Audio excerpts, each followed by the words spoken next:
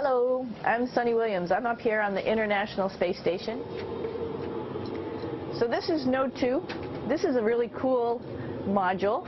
Of course, most of these modules you'll see they have 4 sides and they're put together. That way we could sort of work on a flat plane, either a wall, a floor, another wall, or the ceiling. But you know, again, all you have to do is turn yourself and your reference changes. The reason I'm bringing that up is because this is where 4 out of 6 of us sleep.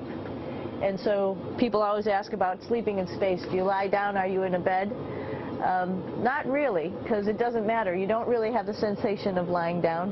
You just sit in your sleeping bag. So here's one sleep station right here. I'm going in right now. You can follow me if you want. So I'm inside. It's sort of like a little phone booth, but it's pretty comfy. I've got a sleeping bag right here that we sleep in, so we don't have sort of like a little bit of a cover. We don't fly all over the place. But you know, you can sleep in any orientation. I have it sleeping, feeling like I'm standing up right now, but like you saw, I'm on the floor. But it doesn't matter if I turn over and I sleep upside down. I don't have any sensation in my head that tells me that I'm upside down, so it really doesn't matter. The sleep station is also like a little office. We've got a computer in here. As you can see, we've got a couple little toys. I've got some books. I've got some clothes and other things that make it sort of like home. I'm coming out. And just for reference, that's one sleep station. This one's another. Right here. There's one on the ceiling, if you want to call it. Right here. And then there's a 4th on the other wall over here.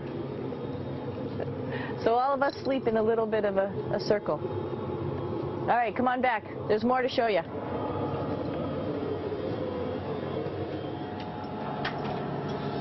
I know that there's some questions about how to use the bathroom and how do you actually live in space like normal, like at home. I mentioned real quickly about getting up in the morning and brushing your teeth and washing your face. Well, how do you do that? Well, here is the bathroom essentially. You get up in the morning and we have a little kit and it has all the essential things that you need, like your toothbrush and toothpaste and brush. See how much better the brush makes my hair look? I'm just joking. It still stands up straight. It doesn't matter where you are. It's always going to stand up straight while you're up in space. A lot of people ask about toothbrush and toothpaste. So, luckily enough, toothpaste, you can do it upside right this way, is sticky, and so it sticks to your toothbrush. No problem.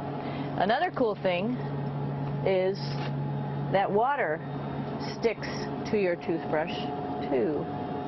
If you can see it, I'll have some water come out. The water is pretty neat up in space.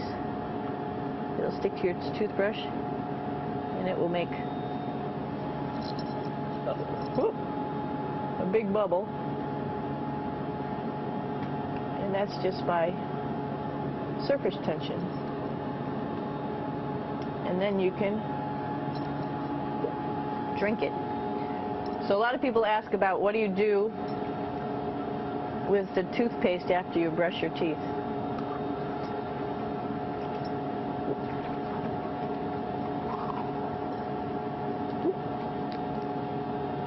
Two options. Swallow it, and it's sort of like mouthwash, but it tastes a little gross. Or you can just spit it out in a paper towel, and then you don't have to worry about it. Swallowing thing I wouldn't recommend at home. I'm only up here for 4 months, so it's not that bad. One of the most pressing questions about living in space, of course, is the bathroom. So let's take a look at that little piece of work. Come on in.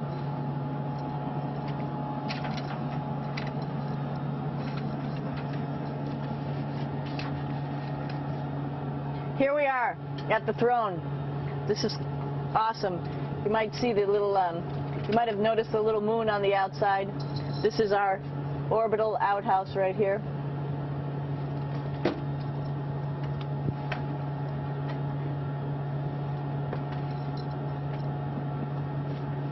And of course, it serves for two functions.